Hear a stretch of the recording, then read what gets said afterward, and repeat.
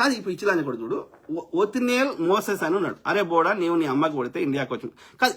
నాకు అర్థం కానిది ఏంటంటే, నేను ఇండియాలోనే పుట్టిర్రా, నా అమ్మ ఇండియాలోనే ఉందిరా, నా చెల్లెలు ఇండియాలోనే ఉన్నారా, నా అన్నలు తమ్ముళ్ళు నేను ఎవరి కోసం అయితే పొద్దుగాలు వేస్తున్న ఎత్తున కొట్టుకుని ఇండియాలో చెప్తే రాలే. నేను ఇంజనీరింగ్ అయిపోయినాక వచ్చిన.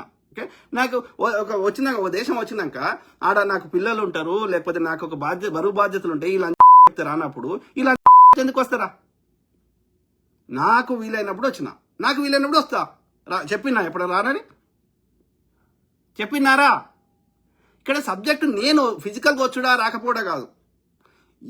ఇక్కడ చర్చ ఏంది? సబ్జెక్టు మాట్లాడు. హిందువుల కోసం మోడీ అనే నా కొడుకు హిందువుల కోసమే అవతరించిన అవతార పురుషుడు వచ్చినాక హిందువులకు జరిగిన మేలేంది చర్చ, దాని గురించి చెప్పు. సబ్జెక్టు మాట్లాడు.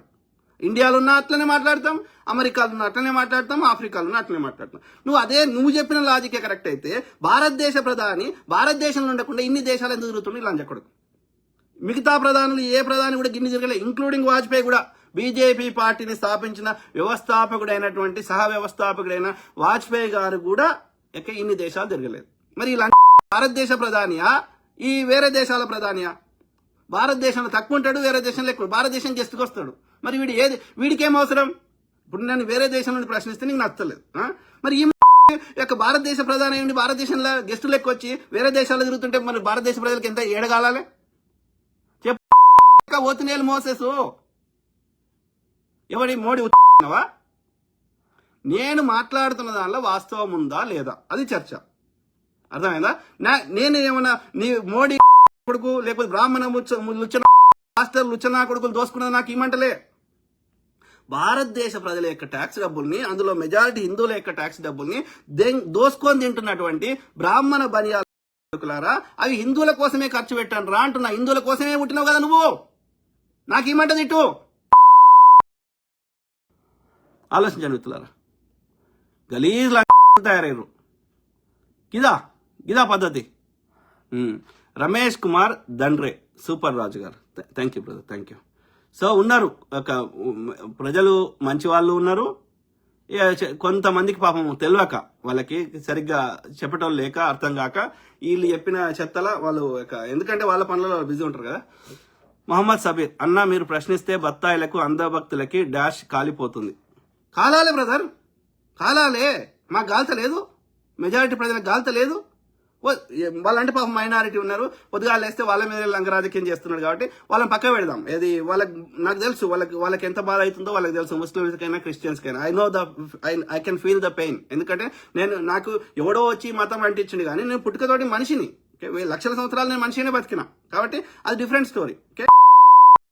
చర్చ కోసమే, వాళ్ళు హిందువుల కోసమే కాబట్టి హిందువుల గురించే చర్చిద్దాం.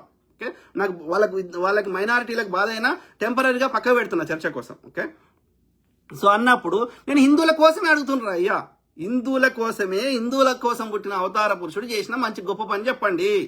ఒక్క హిందువులకే చెప్పండి, ముస్లిమ్స్ కొద్దు, క్రిస్టియన్స్ కొద్దు. ఓకే, వాళ్ళ గురించి తర్వాత. ఓకే, వాళ్ళ దగ్గర ట్యాక్సులు తీసుకుంటే వాళ్ళు భారతీయులే, అది వేరే ముచ్చట.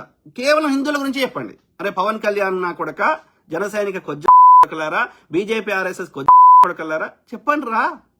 నేను మా మోడీ వచ్చినాక హిందువులకు జరిగింది, వాడు ఇన్ని హామీలు ఇచ్చిండు, నెరవేర్చిండు, హిందువులు ధనవంతులయ్యారు, చూపెట్టండి రా. తలసరి ఆదాయం పెరిగింది, ప్రపంచం 3వ వ్యవస్థ అయింది అంటారు. ఇవ్వంది అయింది, అంబానీ జరిగితే అందరు జరిగినట్టారా? అంబానీకి ఉన్న ఆస్తులేమో అంబానీ దగ్గర ఉంటాయి, లేకపోతే ఈ బ్రాహ్మణ్ దగ్గర ఉంటాయి, ఆ బనియా దగ్గర ఉంటాయి.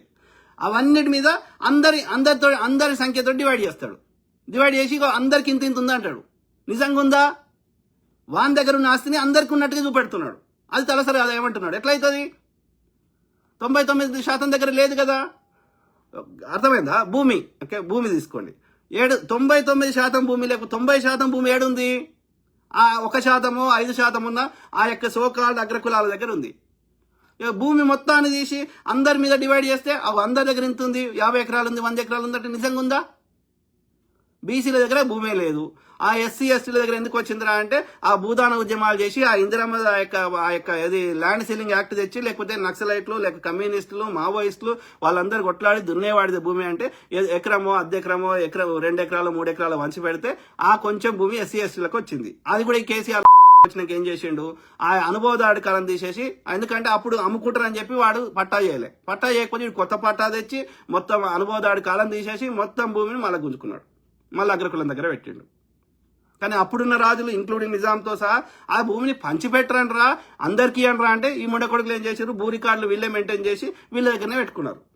దొంగ కొడుకులు, గలీజ్ కొడుకులు. నక్సలిజం పోవాలి. ఎందుకు పోవాలి? ఎందుకంటే వీడు చంపవచ్చు, వీడు చేయొచ్చు, కానీ వీని ప్రశ్నించకూడదు.